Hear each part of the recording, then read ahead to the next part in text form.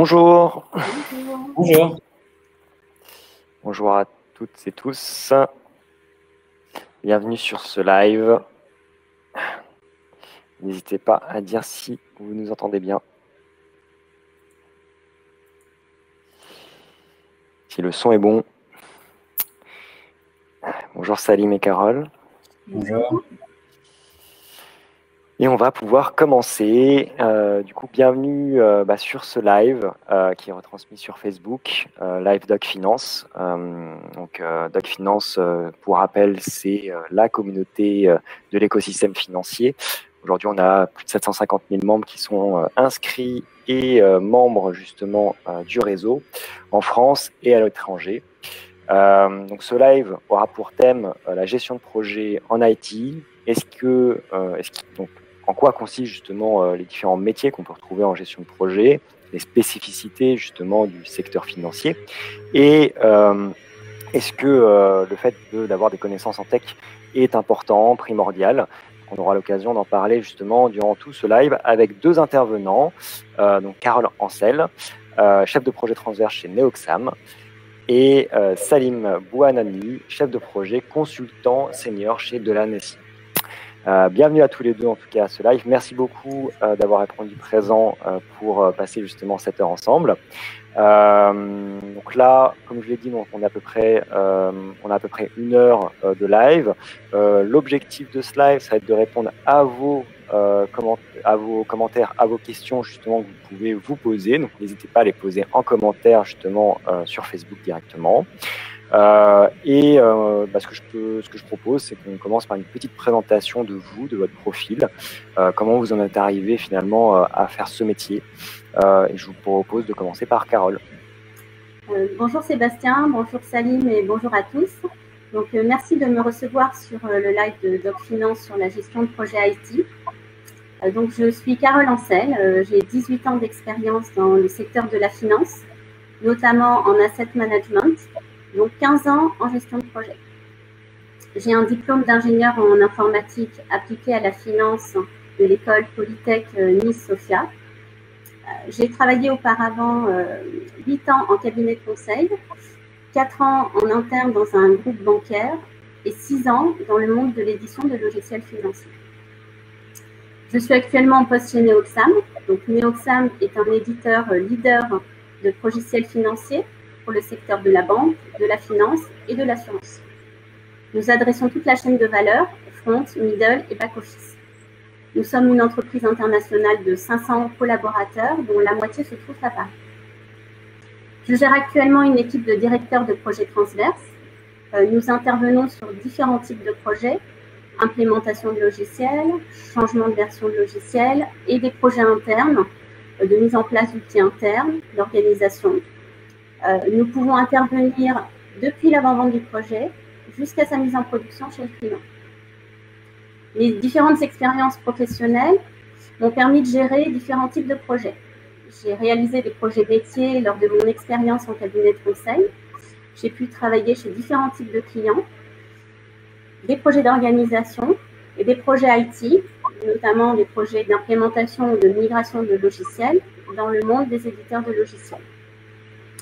Je me suis occupée également de projets de différentes tailles, allant de petits projets à des projets de plusieurs milliers d'euros. Voilà, je vais laisser Salim te présenter. Merci beaucoup Carole pour cette présentation complète. Bonjour Sébastien, bonjour Carole et bonjour à tous. Merci pour cette invitation. Salim Bouhanani, je suis actuellement consultant senior et chef de projet chez Delanessi. J'interviens actuellement sur une mission auprès d'une banque d'investissement qui s'appelle Natixis, dans le département KYC. J'ai 6 ans d'expérience, notamment dans les services financiers. Donc, j'ai commencé à travailler dans la banque dès le départ, après avoir été diplômé d'HEC Paris en management. J'ai, au fur et à mesure des missions, développé une expertise en transformation digitale. Donc, parmi ces missions-là, je peux citer un projet de création d'une application bancaire pour ses clients, mais également la refonte d'un espace dédié à la clientèle d'une banque également, d'autres projets digitaux, mais également des projets de réorganisation interne, d'optimisation de processus Donc, on intervient notamment pour identifier tous les pain points qui peuvent être améliorés dans le milieu de l'IT chez les banques et les assurances. On leur propose une nouvelle façon de travailler, de collaborer, d'être plus optimale. Et souvent, on reste aussi jusqu'à l'implémentation de cette stratégie pour pouvoir les accompagner, parce que ça implique beaucoup d'autres dimensions, telles que le change management et la gestion humaine.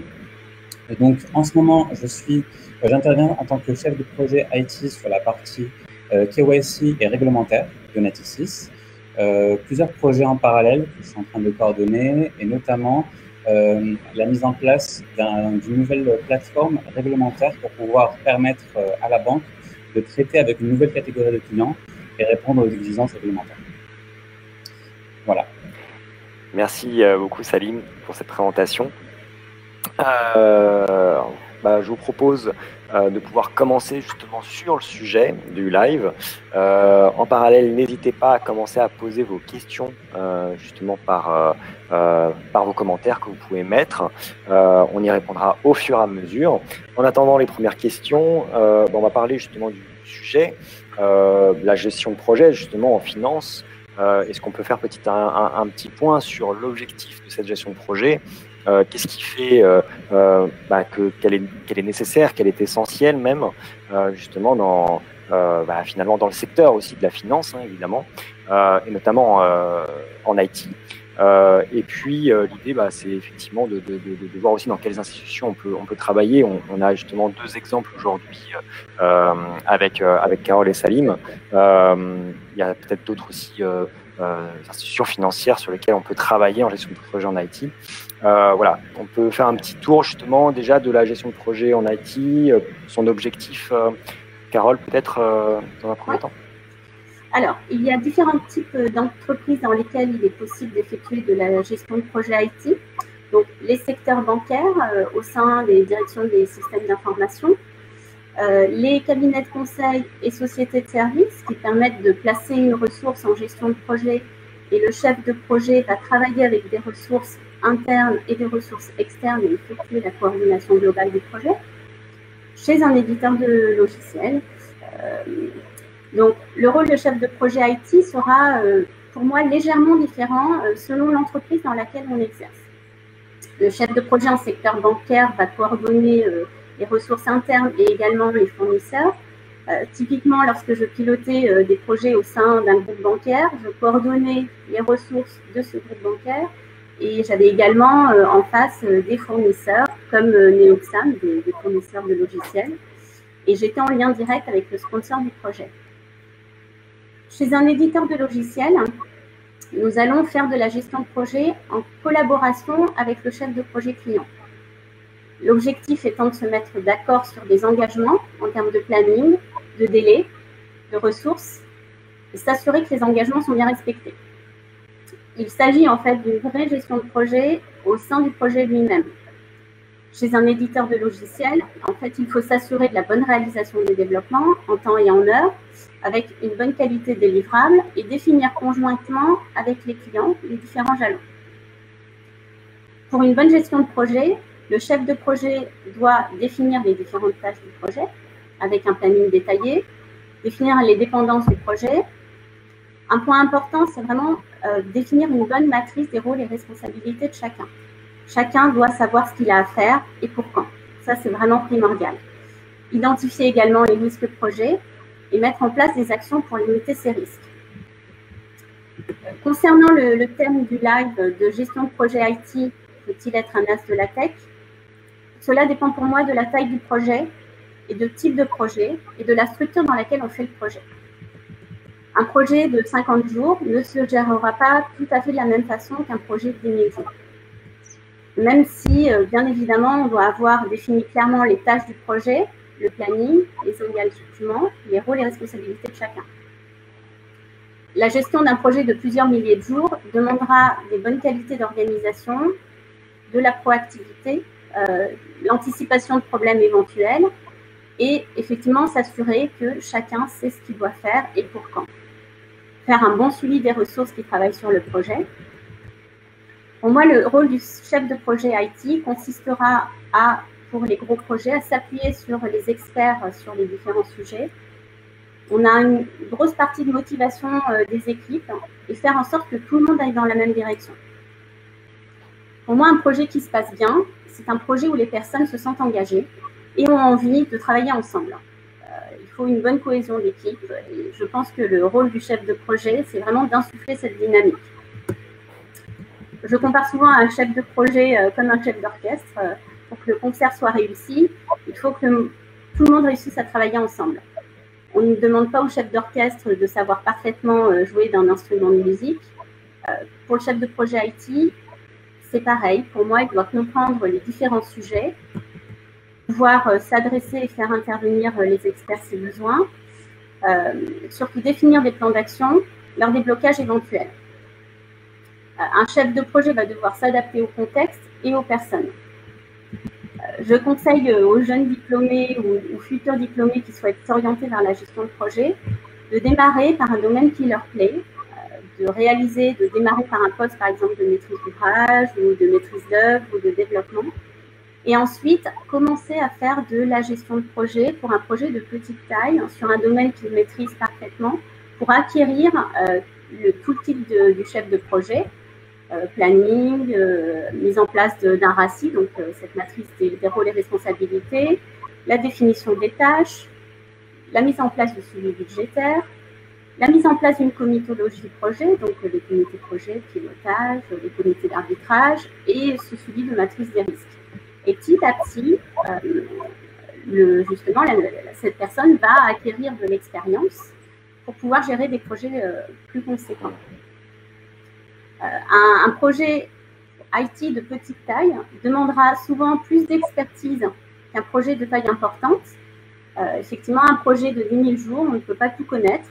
Il faut pouvoir accepter de ne pas tout connaître et s'appuyer sur des ressources expertes sur certains domaines. Donc, un projet de taille importante, c'est justement la coordination qu'il faut mettre en avant. Moi, j'ai un cursus scolaire qui m'a donné un background IT. Je pense que cette connaissance technique me semble importante pour identifier les alertes, les points de blocage et définir les plans d'action. Je m'appuie ensuite sur les experts sur les sujets. Alors, si je devais donner une qualité importante du chef de projet, pour moi, ce serait la proactivité, pouvoir identifier les points qui risqueraient de faire dériver le projet. Je pense qu'il faut faire régulièrement des points de suivi avec l'équipe projet et fédérer les équipes. Je pense que l'ambiance et la motivation des personnes, ce sont vraiment des facteurs clés pour la bonne réussite du projet. Le chef de projet ne va pas réaliser les tâches, ce n'est pas lui qui va développer le logiciel par exemple, par contre il va organiser les lots du projet, il va s'assurer que les ressources ont une bonne connaissance des actions à réaliser et des délais impartis. Donc, plus qu'être un as de la tech, pour moi, il faut avoir une bonne appétence technique, aimer la coordination, l'organisation des actions, la communication avec les personnes et pouvoir faire un suivi rapproché de ces équipes et aider en cas de blocage éventuel et trouver des solutions. Merci beaucoup, Carole. Salim Alors, effectivement, je te rejoins, Carole, sur plusieurs aspects. Effectivement, pour répondre à la question initiale, donc est-ce qu'il faut être un as de la tech pour être chef de projet IT? Pas toujours. Et effectivement, il faut s'appuyer sur des personnes qui, elles, ont pour rôle de maîtriser les aspects techniques, donc tous ces experts qui font partie de tous les projets IT. Moi, contrairement à toi, je n'ai pas eu de formation en IT, donc en école de commerce assez généraliste, ce qui fait que j'ai tout de suite remarqué qu'il fallait plutôt faire preuve d'organisation, de rigueur et avoir un rôle de facilitateur. Donc, au-delà de en plus, par rapport à ce que tu disais, c'est vraiment un rôle sur lequel on m'attendait en arrivant sur des projets parce que parfois, je ne suis pas là dès le départ du lancement du projet. Et on se rend compte que souvent, le chef de projet IT a pour rôle de clarifier et de faire s'entendre des équipes qui ne communiquent pas toujours très bien. En fait, on a d'un côté les développeurs, la partie technique de tous ceux qui vont développer le projet en tant que tel. On a de l'autre côté le métier qui fait appel à l'IT pour pouvoir répondre à un besoin, le marketing, la communication, toutes ces équipes-là maîtrisent leur propre sujet, mais quand il s'agit de travailler ensemble sur un projet, la communication est vraiment clé. Donc souvent, je me suis rendu compte que les compétences tech qu'il me fallait, c'était juste de quoi être traducteur entre le métier et l'IT. Par exemple, si je prends l'exemple du projet, c'est le gros projet sur lequel je travaillais, c'est la création d'un portail client pour une banque d'investissement. Là, le portail était assez clair pour les clients qu'on avait interviewés, tout ce qu'il devait y avoir dessus en termes de fonctionnalité, en termes de design, ce que les clients pouvaient faire comme action dessus. Mais par rapport à l'IT, par rapport aux développeurs et par rapport à ces équipes qui vont le développer, j'ai noté qu'il fallait leur parler une langue différente. En leur parlant de façon fonctionnelle, ça ne va pas de soi qu'ils comprennent exactement ce qu'il y a livré, là c'est normal, ce n'est pas dans leur feuille de route. Donc, ce qui fait que je trouve que le rôle vraiment fondamental d'un chef de projet IT, c'est d'être référent, une sorte de personne au centre de plusieurs équipes et qui est là pour comprendre chacune et traduire les besoins et les difficultés de chacune. Merci beaucoup en tout cas. Donc on va peut-être pouvoir commencer à répondre aux questions parce qu'on en a reçu quelques-unes. Alors on en a un petit peu parlé quand même là. Mais est-ce qu'il existe vraiment différents métiers dans la gestion de projet? Parce que vous allez fédérer, finalement vous allez coordonner, vous allez être coordinateur de différents métiers. Mais est-ce que justement dans la gestion de projet, il y a des métiers encore différents, au-delà peut-être de l'aspect chef d'équipe, etc. Est-ce qu'il y a des experts, je ne sais pas, justement dans la gestion de projet, comment ça se passe? Ou est-ce qu'il y a vraiment un métier, c'est le chef de projet? Alors, de mon côté, il y a quand même un métier assez global de chef de projet selon les sujets sur lesquels on se trouve. Maintenant, souvent, le chef de projet, selon le sujet du projet, peut se retrouver à faire deux rôles en même temps. Par exemple, sur un de mes projets, j'étais à la fois le chef de projet en termes de coordination, c'est moi qui assistais au comité pour pouvoir rendre des comptes par rapport à l'avancement du projet, les difficultés rencontrées, etc. Mais j'avais aussi une casquette de chef de produit, au sens où le projet était centré sur un produit. Et dans ce cas-là, je trouve que c'est un métier un peu différent parce que au-delà des compétences de coordination et de PMO, il fallait également avoir une vue d'ensemble sur le backlog, donc tout ce qu'on appelle toutes les fonctionnalités attendues sur un produit, connaître le produit par cœur en termes de ce qui sera livré. Et là, je trouve que c'est un autre métier qui est également dans la gestion de projet, mais qui est légèrement différent. Alors, je partage exactement ce que dit Salim. Tout à l'heure, je parlais de projets de plus petite taille où justement, là, pour moi, il fallait une expertise technique plus poussée. Parce qu'en général, quand c'est un projet de petite taille, un projet qui va être de 50-100 jours hommes, on ne va pas dérouler la gestion de projet d'un projet de 10 000 jours. Donc, on peut être amené, entre guillemets, à mettre les mains dans le cambouis, à faire des actions et avoir une double casquette. Une double casquette chef de projet et MOA ou chef de produit ou product owner. Donc, effectivement, je partage complètement l'avis de Salim. Merci beaucoup. On va continuer donc du coup avec une question de Jessica. Donc bonsoir Jessica. Quelle formation privilégiée pour la gestion de projet? École de commerce, école d'ingénieur, université, IAE, je ne sais pas. Est-ce que ce qui a quand même une donnée importante dans cette question, c'est justement, on va dire, la compétence tech, la compétence aussi IT. Finalement, ou en école de commerce, on va quand même moins l'avoir qu'en école d'ingénieur, théoriquement.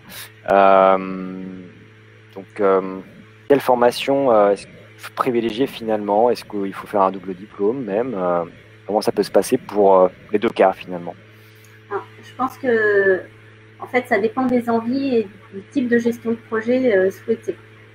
Si on aime aller dans la technique, mettre les mains dans le cambouis et après pouvoir piloter des projets IT, par exemple d'installation d'une application sur le cloud, je pense que dans ce cas-là, il vaut peut-être mieux s'orienter vers une école un peu plus technique. Alors, ça peut être école d'ingénieur, ça peut être un autre type d'école.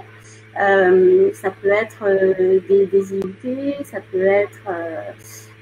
et si on souhaite plus une gestion de projet peut-être plus fonctionnelle, avec, je pense, la communication, etc., peut-être plus s'orienter vers une école de commerce, sachant que je pense que autant dans une école de commerce que dans une école d'ingénieurs,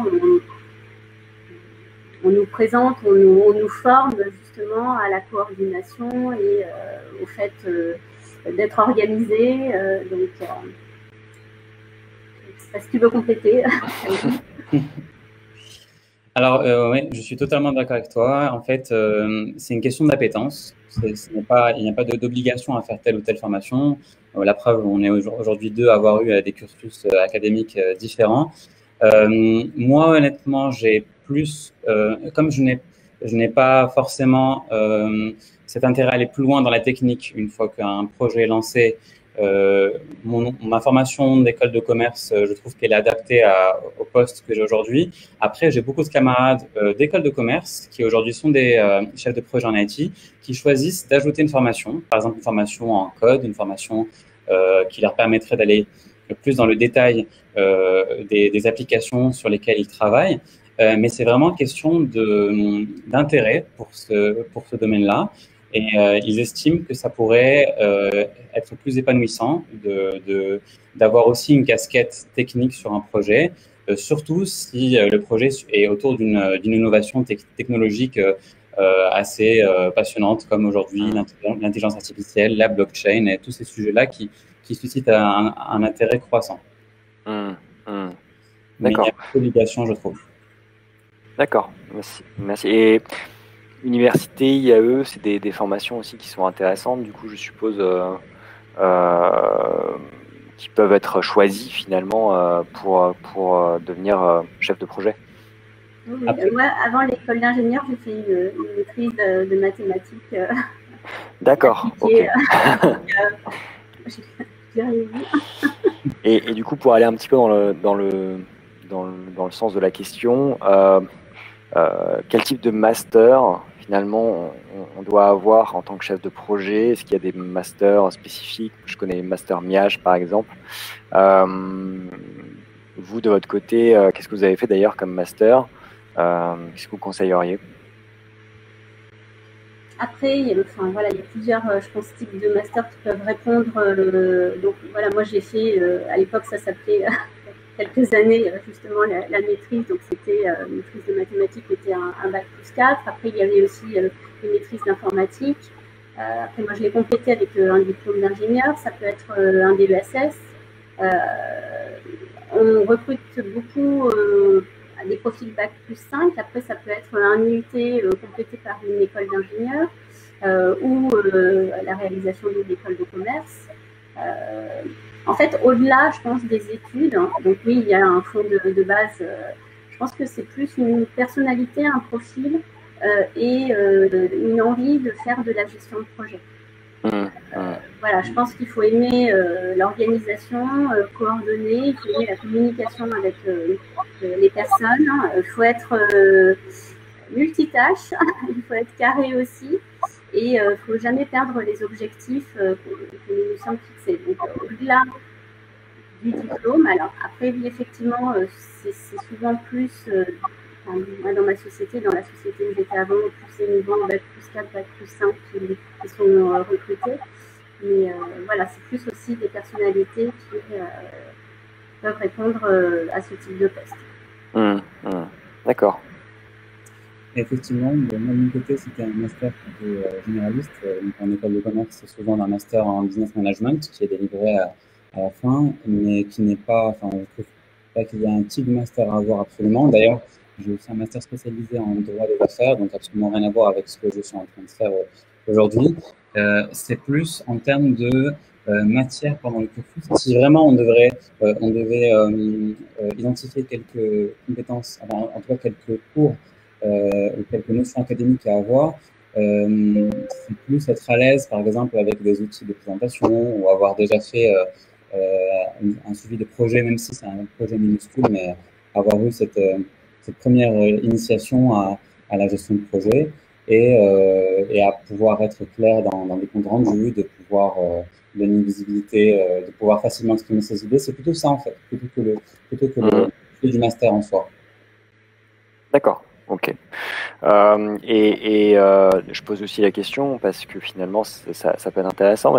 Quelqu'un qui a fait un master plutôt en finance, qui est spécialisé en finance, et voilà, plutôt dans différents domaines de la finance, parce qu'il y en a quand même beaucoup.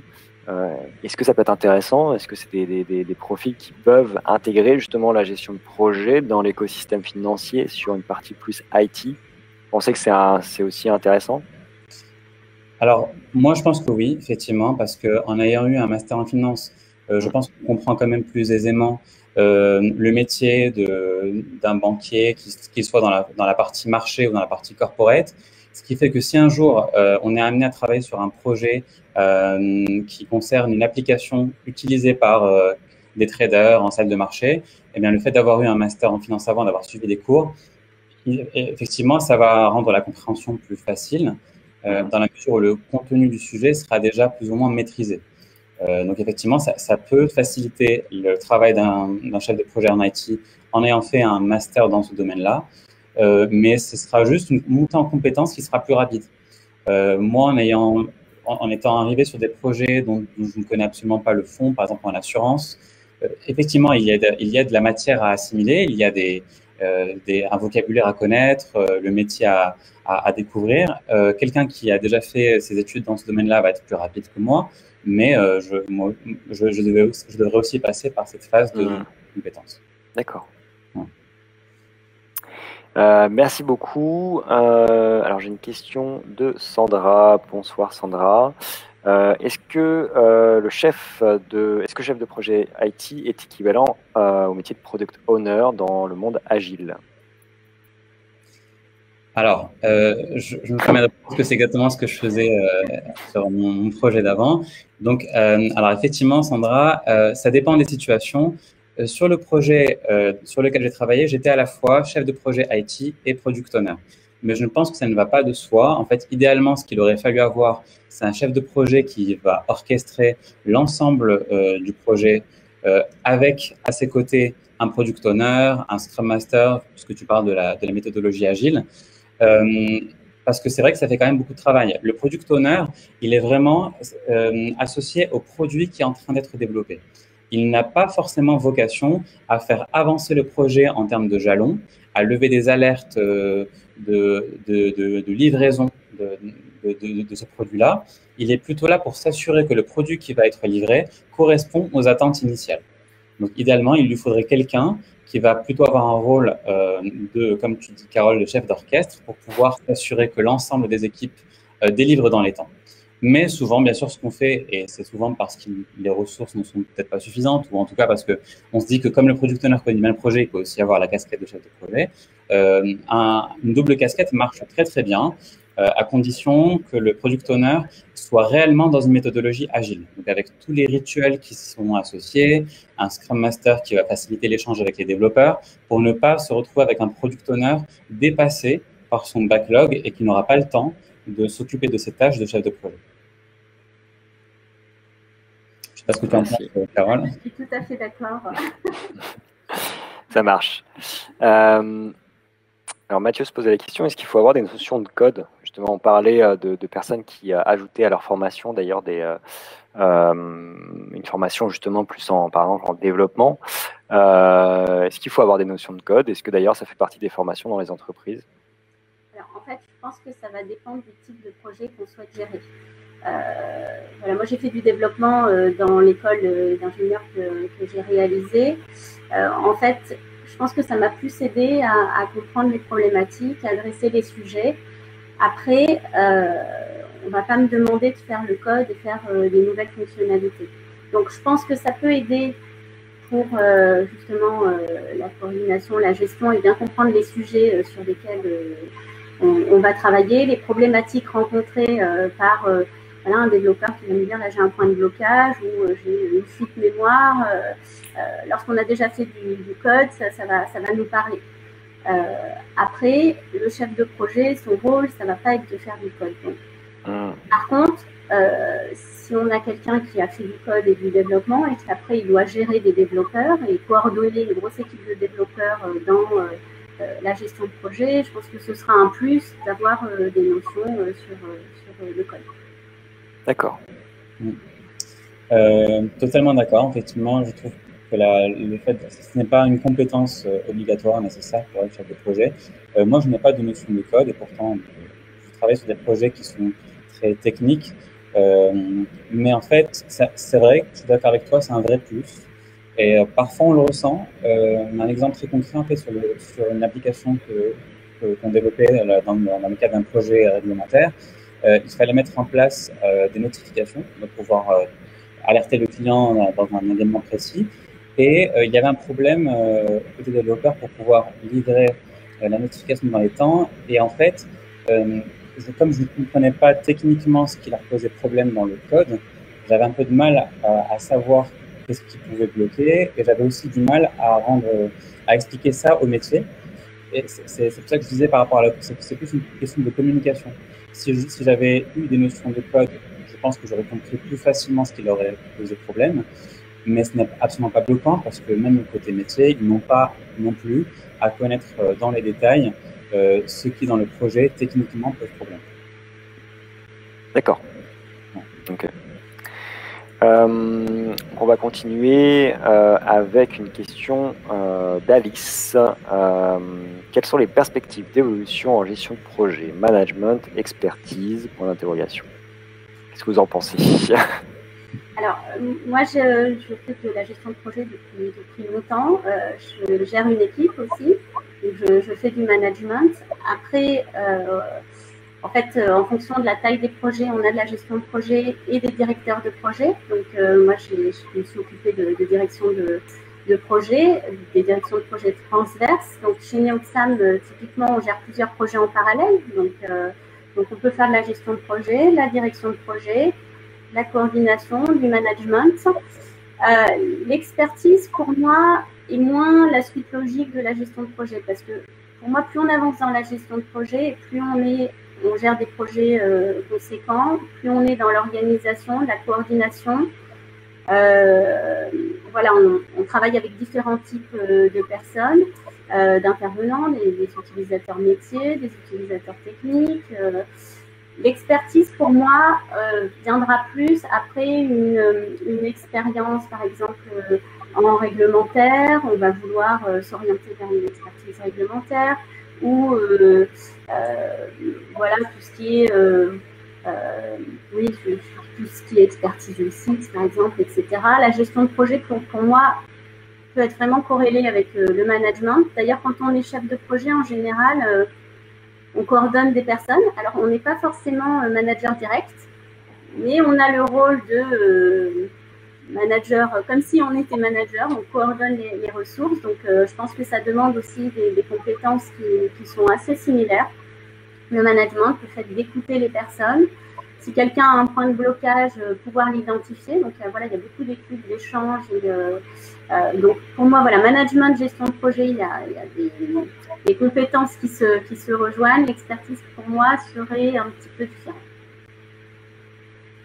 Ouais, totalement d'accord. Effectivement, ce que j'ajouterais juste par rapport à l'expertise, c'est que la seule expertise vraiment sur laquelle on pourrait s'orienter en termes de perspective d'évolution, ce serait une expertise sectorielle. Donc, comme tu disais, Carole, si au fur et à mesure des projets, un chef de projet peut développer une spécialité réglementaire ou en finance du marché, par exemple.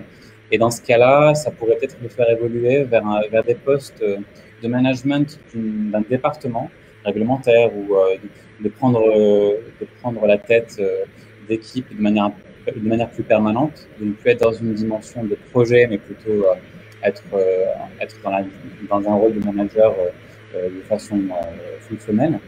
Mais oui, effectivement, l'expertise n'est peut-être pas, c'est peut-être pas vers ça qu'un chef de projet en IT tendrait, si ce n'est l'expertise sectorielle. D'accord. Très bien. Et en général, les évolutions se font en combien de temps, sous combien d'années, comment ça se passe? C'est-à-dire qu'au début, on gère peut-être des projets plus petits, quoique d'après ce que j'ai pu comprendre, qui dit projet plus petit, dit peut-être plus d'expertise aussi. Comment ça se passe justement en termes d'évolution? Je pense pas qu'il y a un profil type. Je pense que ça va vraiment dépendre des personnes et des envies. Pour démarrer la gestion de projet, je pense que c'est quand même bien d'avoir une expérience terrain, c'est-à-dire voilà, réaliser des tâches qui vont être après gérées dans le projet. C'est toujours plus facile de gérer un projet où en fait on connaît le métier, on connaît les actions qui sont faites, parce que justement l'idée c'est d'éviter des erreurs, de passer à côté de points importants pour la bonne réalisation du projet. Moi, en moyenne, on peut peut-être dire qu'une personne peut gérer un projet à partir de 3 à 5 ans d'expérience, sachant qu'il y a des personnes qui, au bout d'un an, seront tout à fait prêtes à gérer un projet, d'autres où ce sera en un peu plus longtemps. Donc, je pense que ça dépend vraiment de la personnalité. L'évolution également. Moi, j'aime beaucoup la gestion de projet, la direction de projet. Je fais du management, mais c'est vrai que je veux garder cet aspect de direction de projet. Je pense que ça correspond à mon caractère et ça me plaît beaucoup.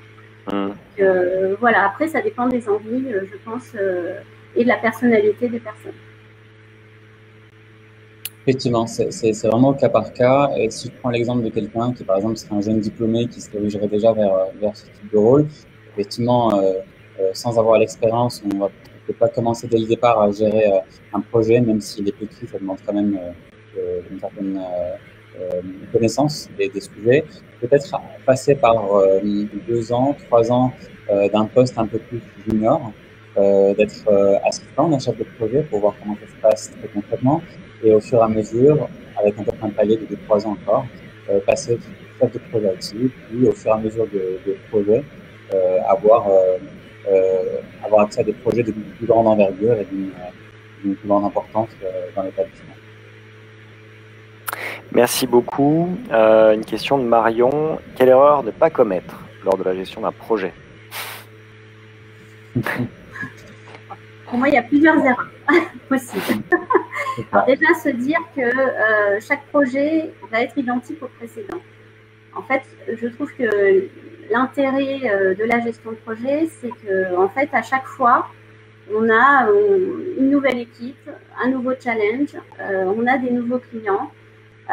Donc l'objectif, pour moi, le point principal, et la principale, je dirais, erreur à ne pas commettre, c'est de donner la répartition des tâches à chaque personne de l'équipe, de leur dire, dans 10 jours, tu dois me rendre telle tâche, tu dois avoir fait tel paramétrage ou avoir développé telle fonctionnalité, et revenir 10 jours après en disant, tu en es où? Ah, tu étais bloqué, tu ne me l'as pas dit. En gros, il faut vraiment pouvoir identifier les points de blocage. Dans un projet, vous avez différents types de personnalités.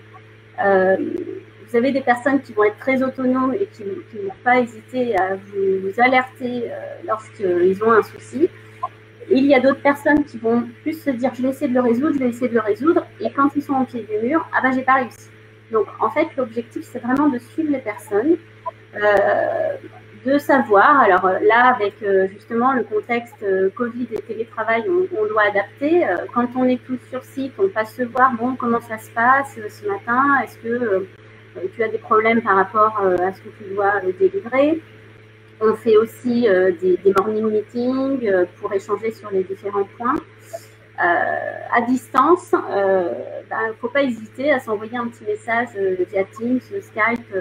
Bon, comment ça va? Est-ce que tu es bloqué? Est-ce que tu as besoin d'aide sur ton sujet? Donc, pour moi, c'est vraiment, en fait, suivre les points au quotidien et suivre aussi tout ce qui est dépendance du projet.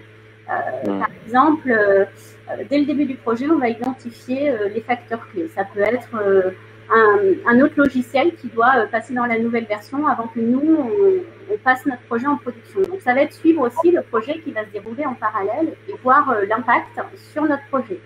S'il y a entre guillemets, un dérapage sur le projet annexe qui va avoir un impact sur notre projet, il faut pouvoir l'identifier très rapidement et pouvoir mettre un plan d'action. Ça peut être, bon, finalement, on va peut-être décider de passer en production avec l'ancienne version de l'outil Connex. Donc, ça peut être ce genre de choses.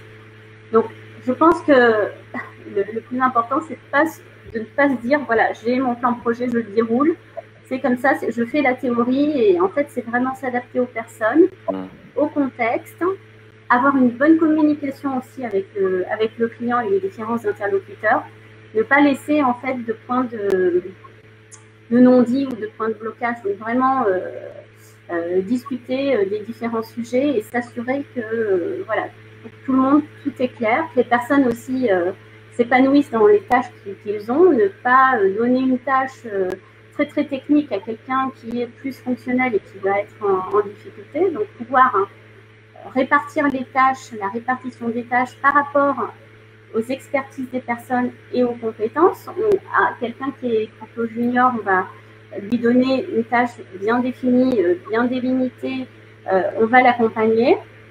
Un profil un peu plus senior pourra avoir justement des tâches plus complexes où, oui, c'est pas je vais de A vers B de cette façon. Il faudra peut-être justement étudier comment réaliser cette mise en place. Et les personnes plus seniors vont pouvoir des fois être plus autonomes. Ce qui ne veut pas dire ne pas les suivre, parce que il peut arriver aussi que les personnes soient sollicitées sur d'autres sujets et qu'il y ait un impact sur le projet. Ouais, totalement d'accord avec toi. Et pour apporter une autre réponse à ta question, Marion, sur l'erreur à ne pas connaître, effectivement, il n'y en a pas qu'une seule. Je pensais aussi au fait de ne pas perdre de vue l'objectif initial du projet. Et en fait, quand je dis ça, il y a deux façons de voir les choses. Il y a les projets sur lesquels l'objectif est très clair et ne change pas au fur et à mesure, enfin, pendant la vie du projet. Là, par exemple, sur le projet sur lequel je travaille, il s'agit d'être en règle en termes de réglementation financière à une date précise. Donc ça ne changera pas. C'est une deadline qui est posée et on sait déjà ce qu'il faut faire pour pouvoir répondre aux besoins. Mais sur un autre projet, par exemple, pour créer un nouveau produit pour le client, quand je dis ne pas perdre l'objectif de vue, c'est aussi laisser le besoin évoluer au fur et à mesure. Tout à l'heure, on parlait de méthodologie agile. C'est un point très important, je trouve, parce que parfois, quand le projet se lance, on n'est pas du tout clair sur ce qu'on attend en termes de produit. Et c'est normal parce que la vie du produit, en fait, en montrant au client au fur et à mesure ce qu'on est en train de faire, le client change d'avis. Il dit, finalement, maintenant que vous me le montrez comme ça, moi, j'aurais plutôt vu une application qui serait utilisable comme ça.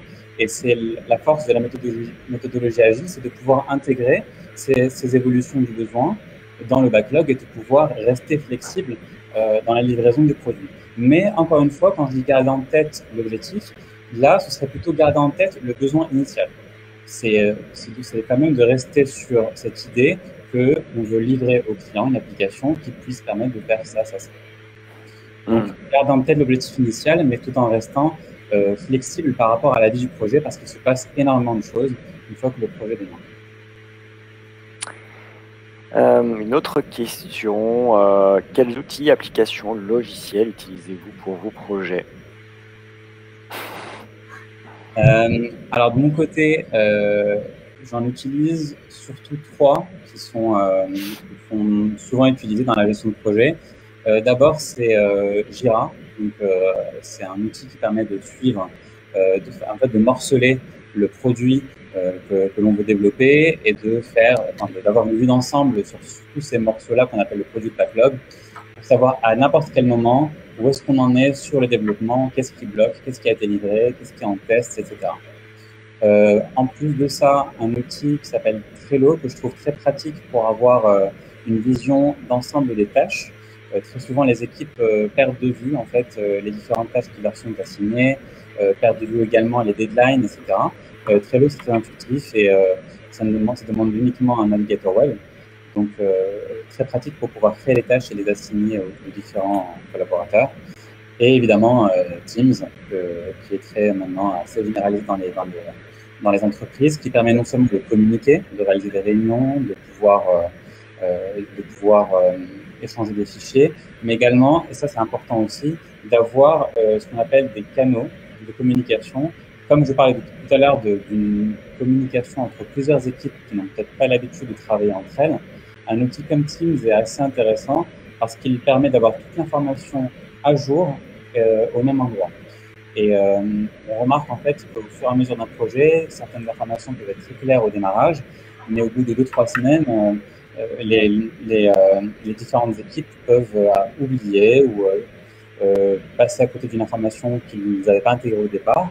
Et cet outil permet de s'assurer que le niveau d'information est le même à tous les niveaux. Alors, moi, sur les différents projets que j'ai gérés, j'ai démarré par MS Project, donc qui est un outil qui permet justement de gérer les dépendances et les liens entre les différentes tâches. Donc, il y a une charge pour mettre en place le projet. Par contre, l'avantage, c'est que si vous avez une tâche qui dérape un peu, en fait, on va voir directement l'impact sur les tâches liées. L'inconvénient, moi, que j'ai vu, c'est que en général, il y a des coûts de licence et les personnes n'ont pas tous ce MS Project. Donc, en fait, très souvent, on s'oriente vers un suivi via Excel où, en fait, on met en place justement le suivi des tâches comme une sorte de base de données qui va nous alimenter, en fait, notre planning en automatique et faire notre suivi, voir justement, par exemple, les dépassements budgétaires. Je suis à 50% d'avancement sur ma tâche, mais j'ai utilisé le budget complet pour cette tâche. Donc, l'avantage, c'est qu'on peut partager justement ces fichiers Excel avec tout le monde, parce que tout le monde a Excel. Hein, donc, voilà, c'est vraiment l'avantage. Effectivement, on gère aussi des projets via Jira. D'accord. L'anglais est-il nécessaire dans vos métiers? Oui.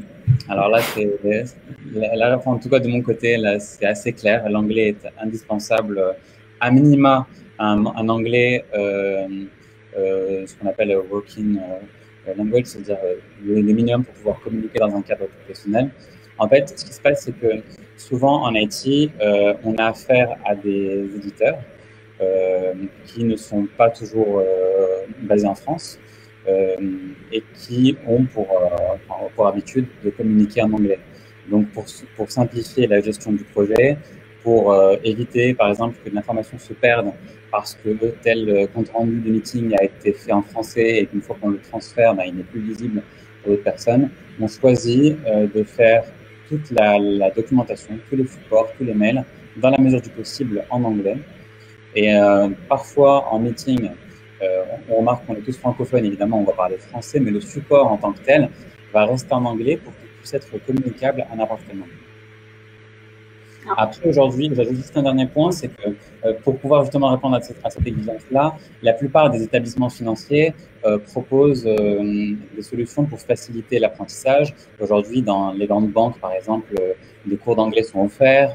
Il y a un vrai effort qui est fait pour pouvoir assurer un niveau minimum pour les collaborateurs. Alors, je confirme, hein, je pense que dans les métiers de la finance, l'anglais est nécessaire et vraiment très important. Moi, je travaille de temps en temps en anglais, de temps en temps en français, donc, mais d'une façon générale, je pense que l'anglais est vraiment important dans les métiers de la finance. Avec effectivement, on doit réaliser des supports en anglais.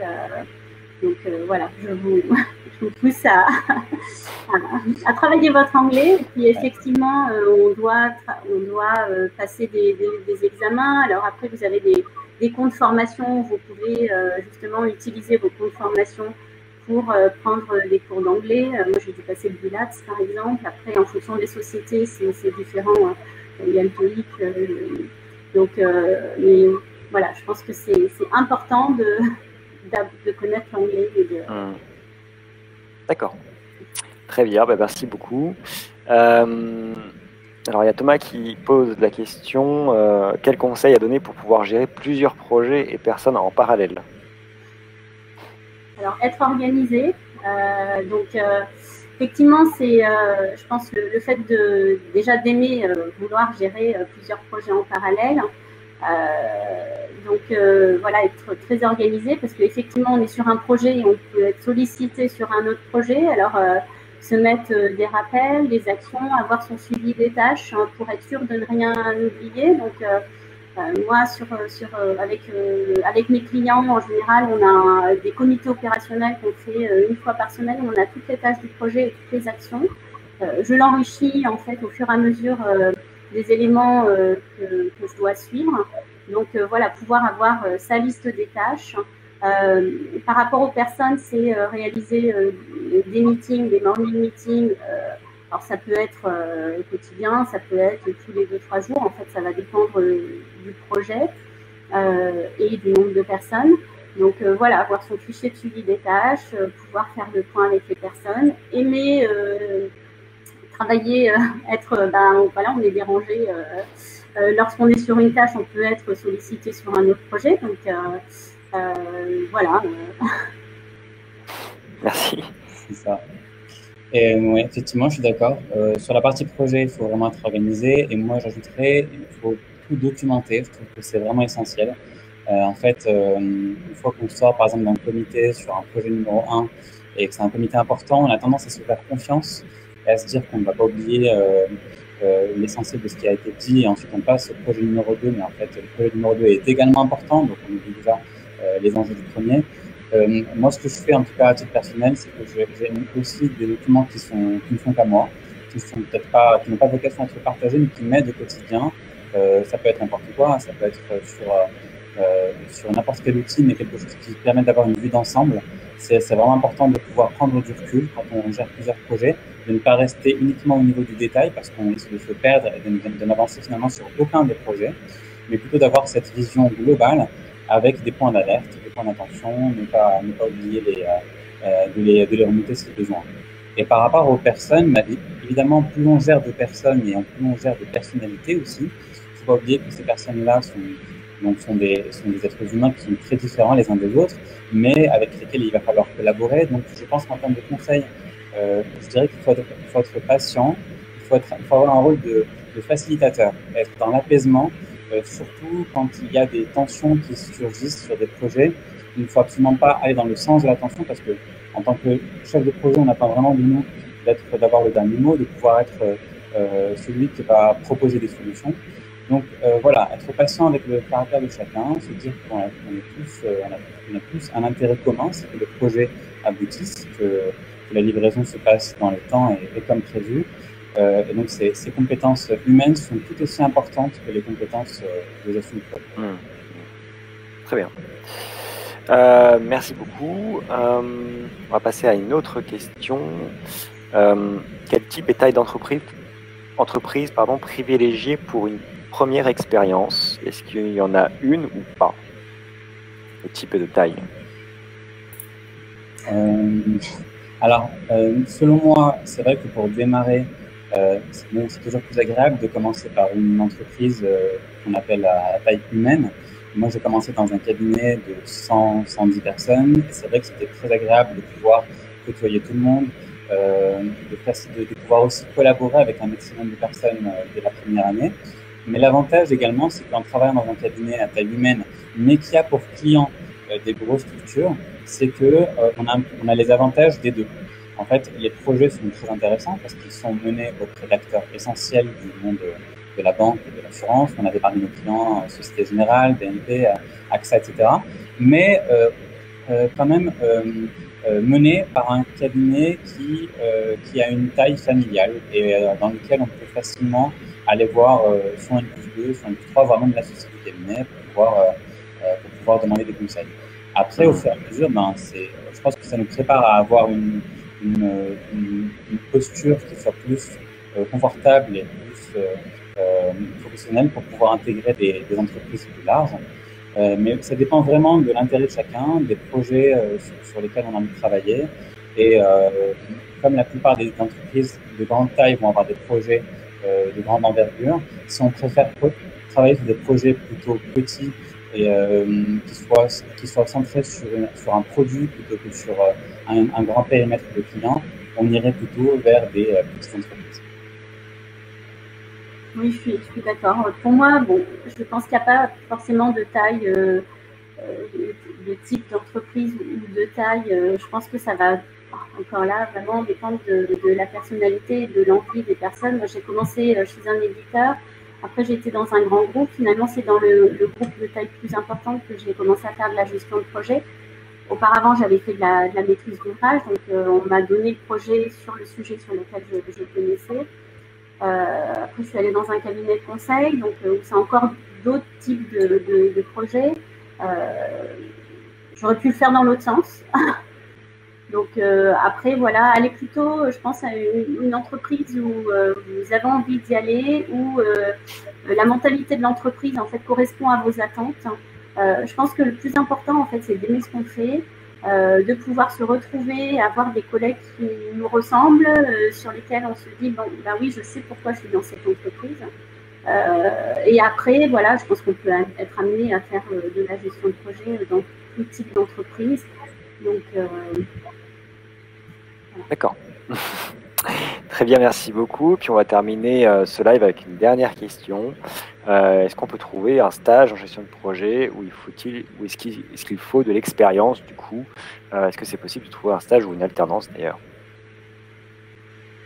Alors pour moi, je préconiserais plutôt de l'expérience avant la partie de gestion de projet, puisque en fait en gestion de projet, vous allez pouvoir lors d'un stage voir justement, comme je le disais tout à l'heure, le tooltip du chef de projet. Vous allez voir comment faire un planning, comment faire un budget, comment définir des tâches, suivre les ressources. Par contre, pour moi, il va quand même vous manquer cette notion d'expérience où vous n'aurez pas mis les mains dans le cambouis, vous n'aurez pas été vraiment sur le terrain. Et du coup, vous allez avoir beau avoir tous les outils pour gérer correctement un projet, je pense que l'expérience, c'est quand même important. Donc, pour moi, la gestion de projet arrive quand même un petit peu plus tard. Après, vous pouvez avoir, il y a des formations en gestion de projet qui vont vous apprendre justement à utiliser ces outils, à mettre en place justement tous les points importants. Donc là, je le verrai plus en formation complémentaire à une expérience pour passer après sur de la gestion de projet plutôt qu'en stage. Après, bien évidemment, on peut prendre une personne en stage quelques jours avec nous et montrer au quotidien les actions, mais voilà, ce serait plus une initiation, mais pour voir si le type de poste plaît plutôt qu'un stage de 6-8 mois pendant une école. Absolument, et j'ajouterais juste que le fait de pouvoir faire un stage plutôt dans le dur, d'être non pas dans la gestion de projet, mais dans un métier en particulier, ça permet aussi de mieux se connaître et de mieux savoir ce qui nous intéresse en termes de sujet de projet. Au fur et à mesure des stages, après la réponse paraît plus évidente de je veux être chef de projet dans tel et tel domaine parce qu'on est déjà passé par là, parce qu'on connaît le métier et qu'on sait comment va se dérouler le projet dans un tel environnement. C'est vrai que c'est intéressant. Merci beaucoup en tout cas. Donc on arrive au terme de ce live. Donc j'espère que cela vous a plu. Et donc du coup je laisse le mot de la fin à chacun de vous deux. Donc Carole, si vous voulez prendre le mot de la fin, une astuce ou autre, comme vous voulez. Bon, déjà merci de nous avoir écoutés jusqu'au bout. Alors si vous êtes motivé, dynamique, n'hésitez pas à postuler chez Neoxam. Soit par LinkedIn ou directement sur notre site internet rubrique carrière. Donc nous avons des postes ouverts, tout type de postes. Nous sommes à la recherche de nouveaux talents, des développeurs, des consultants, des chefs de projet, des chefs de projet. Voilà, nous recrutons de façon récurrente. Neoxam, c'est une entreprise qui prône la flexibilité et avec des opportunités de mobilité interne en France et à l'international. Nous sommes en train de mettre en place un flex office suite à une enquête réalisée auprès des collaborateurs. Donc, à partir du mois de septembre, dans nos jolis locaux de bourse, nous allons avoir des locaux flex office qui vont nous permettre de gérer le télétravail et d'aller sur site. Voilà, nous formons nos ressources, nous accompagnons nos équipes pour les faire évoluer. Et nous proposons des formations, dont les formations de gestion de projet qui dépendent de l'expérience de chacun et d'autres types de formations. Donc, n'hésitez pas à nous rejoindre. Et si vous avez des questions sur la gestion de projet, sur les Oxam, n'hésitez pas à me contacter directement sur LinkedIn. Je serai ravie de vous répondre. Donc, merci. Merci beaucoup. Salut. Merci Sébastien pour cette invitation et on espère avoir répondu à la question faut-il être un as de la tech pour être chef de projet IT. Moi, j'ajouterais simplement qu'il ne faut pas hésiter pendant cette phase, si vous êtes à la recherche d'emploi, de parler à un maximum de personnes, d'avoir un maximum de retours d'expérience pour savoir comment ça se passe au quotidien et aussi de s'écouter. Si un secteur vous plaît en particulier, il ne faut absolument pas hésiter, même si vous n'avez pas le background que vous estimez nécessaire pour pouvoir être chef de projet dans ce domaine-là. Ça s'acquiert avec l'expérience, ça s'acquiert avec les projets eux-mêmes. Donc, il ne faut pas hésiter. Et voilà, un petit mot également sur mon cabinet de l'ANSSI, que je suis très content d'avoir rejoint et qui recrute. Donc, c'est une équipe jeune, très dynamique. Tout le monde est vraiment très à l'écoute et très sympa, ce qui facilite énormément le travail au quotidien, surtout quand on est sur des missions difficiles et et sur des sujets qui sont complexes et importants. C'est bien d'avoir derrière nous un cabinet qui puisse nous suivre de manière aussi agréable. Voilà. Merci beaucoup en tout cas. Donc, je rajouterai également que sur DocFinance, vous pouvez retrouver les pages entreprises de Neoxam et de l'ANSSI avec pas mal d'informations que vous pouvez justement avoir accès, notamment aussi pour préparer vos entretiens, vos futurs entretiens, je l'espère. Également d'autres contenus sur DocFinance, évidemment, que vous pouvez avoir accès, vraiment sur l'écosystème en finance. C'est le dernier live de la saison, donc voilà, il y a l'été qui arrive et on se retrouvera du coup